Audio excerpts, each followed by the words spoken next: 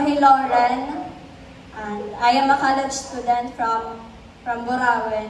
And gusto ko lang na i-share ko na paano nga fellowship, nga community, help me ng mga past na mga months.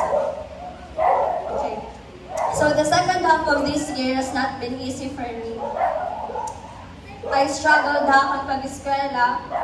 I struggled mentally, spiritually, and even physically. I felt like I had lost interest. Hanapon mga normal and usual nga ginihimo. But for some reason, almost every week, nakadya kini nga fellowship. Dere ka bang maaram kung kaya no, pero I know it was God.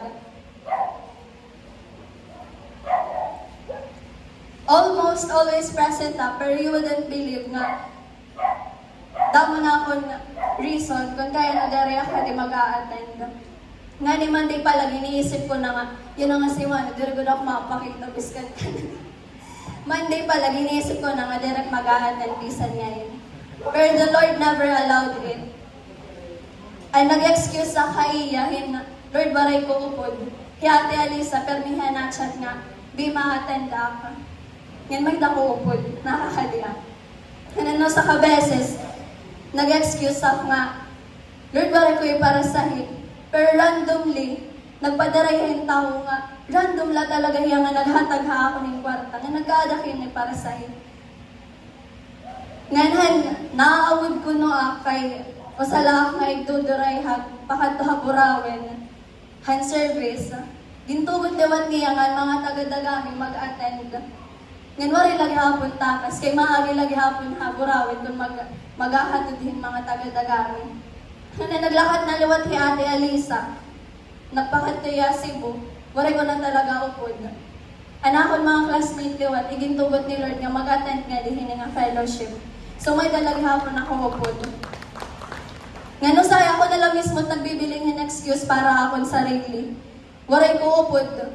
Pero nagsasada ka nati, Marge, or anakon mga classmate. Pero nakadin ako niisip, o sala kaya ka ni Ate Marge nga dirihiya, dirigod gihap. Pero pag nasat nga na ka nating Marge, na-attend lugod diya. So, waray ko talaga takas.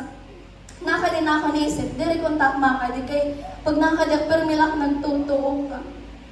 So, there were days ba nga, while on my way, pakadi, hatanawan, nagpipray lang ka da sa lakyan nga, Lord, ayaw ganit tugot nga magtuog ka, kay naawad na kita mga ka-table. But this fellowship reminded me nga I am never meant to carry those heaviness alone, because I have you guys. I have my ka-tables who listen to me and who pray for me. And most importantly, nare-remind ako na Jesus, ginakaptan ako niya permi. This helped me in ways I didn't expect. And this helped me han mga oras nga bisan ako mismo hakon kalugaringon. Direk maraman na nangangailangan na ngayon nakinbulig. I will never forget that one night na nagpakadiyak kita heavy heart. Pero waray may ginyaknan. Waray yapak nag-share bisan kan kanay. The night went on nga malipay. Amo may icebreaker. As in malipay. Tapos ang message pagudad to na yakan nga. In everything that I do, I must work with enthusiasm daw ko, no? As if I'm doing it for the Lord and not just for other people. And nakadin nakisip, work daw ko with enthusiasm. Pero deep within me, I know, mabaga na lahat yung robot, hadto nga mga time. Ngan, ang mangunguli na, may usa ka ate, nga naghaghaakon. Ngan, nagyakan ba yung adi kami permi, nagpapaloy pagampo. Adi kami permi, nagpapaloy pagampo. Ngayon nandun na tayo, nakatuok na ba ako? Kay, wari man ako ginyakan, wari man ako may gin-share. Ngayon nagbababay man lakong tao. Pero I know it was God. Higada dun, ang Diyos at to, nagusahan natin mga spirit. Ngayon wari niya itugot nga umuliak, hinamulag hapon takot gindadara. This fellowship served as my breather tagawik.